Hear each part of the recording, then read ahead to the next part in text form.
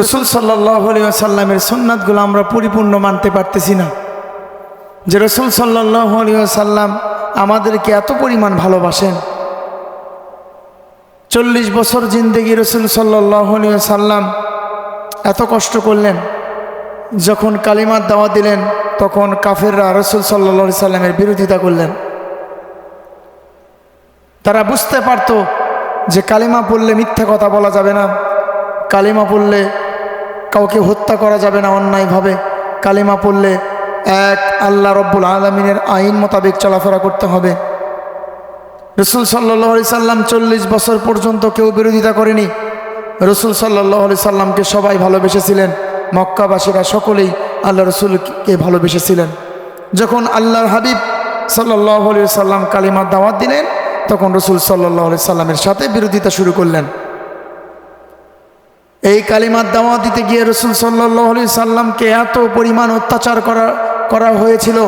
মক্কাবাসীর আল্লাহ রসুল সাল্লাল্লাহু আলাইহি সাল্লামকে এত পরিমাণ অত্যাচার করেছে, এত পরিমাণ অত্যাচার করেছে।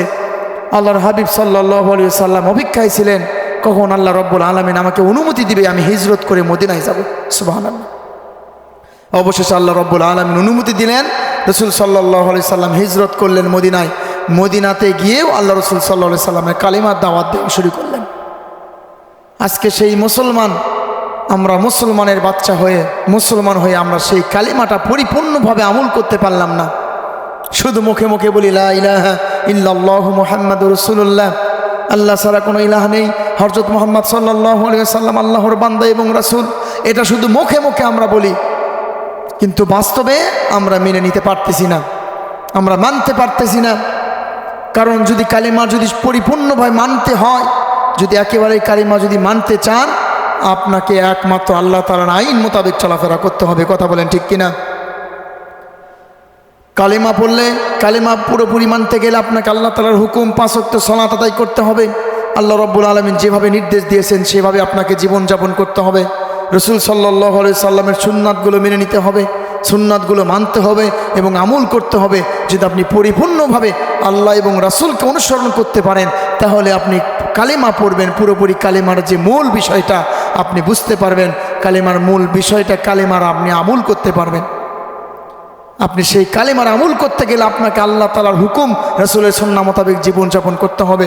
আজকে দেখবেন আমরা মুসলমানের বাচ্চা হয়ে, মুসলমানের সন্তান হয়ে আমরা কালিমা পড়তে পারি না, কালিমার মূল বিষয়টা আমরা জানতে পারি না এখন পর্যন্ত।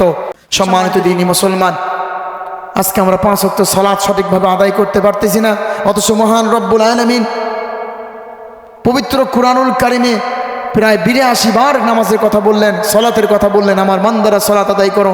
আমরা কতটা নাফরমান হইলাম। আল্লাহ রব্বুল আলামিনের হুকুম হয় নামাজ পড়ার, হুকুম হয় নামাজ আদায় করার, কিন্তু আমরা মুসলমানের বাচ্চা হয়ে নামাজ আদায় করি না। আজকে সঠিকভাবে আল্লাহ তাআলার হুকুম মোতাবেক, রাসূলের সুন্নাহ মোতাবেক জীবনযাপন করি না আমরা। অথচ আমরা দাবি করি আমরা মুসলমান, আমরা কালিমা পড়েছি, আমরা কালিমা পড়া মুসলমান, আমরা নিজে নিজে বলি, কিন্তু আল্লাহ তাআলার হুকুম, রাসূলের সুন্নাহ মোতাবেক জীবনযাপন করতে পারি না। সম্মানিত দ্বীনি মুসলমান ভাইরা, আমাদের সকলের উচিত আল্লাহ তাআলার হুকুম, রাসূলের সুন্নাহ মোতাবেক জীবনযাপন করা দরকার আছে কিনা? নাই, সকলেরই আছে। আমাদের সকলকে আমল করতে হবে, আল্লাহ তাআলার হুকুম, রাসূলের সুন্নাহ মোতাবেক জীবনযাপন করতে হবে। তাহলেই আমরা কালিমার মূল বিষয়টা আমল করতে পারবো। কালিমা রব্বুল আলামিন কালিমা ভিতর বললেন আল্লাহ ছাড়া কোনো ইলাহ নেই, হযরত মুহাম্মদ সাল্লাল্লাহু আলাইহি সাল্লাম আল্লাহর বান্দা এবং রাসূল।